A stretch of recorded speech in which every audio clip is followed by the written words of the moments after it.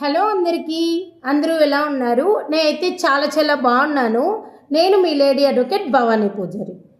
So ఇప్పుడు చిన్న చిన్న విషయాలు కూడా చాలా అంటే చాలా కామన్ అయిపోతుంది. బట్ ఈ చిన్న విషయాలే చాలా దూరం కూడా వెళ్తాయి.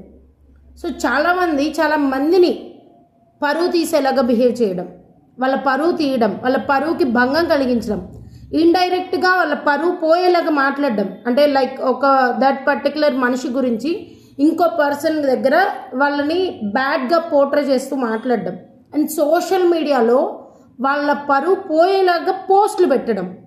సో ఇలాంటివన్నీ ఇంతకుముందు ఐపీసీలో సెక్షన్ 499 ప్రకారం క్రిమినల్ కేసెస్ ఫైల్ చేయొచ్చు, అండ్ ఆల్సో సివిల్ కేసెస్ కూడా వేయచ్చు.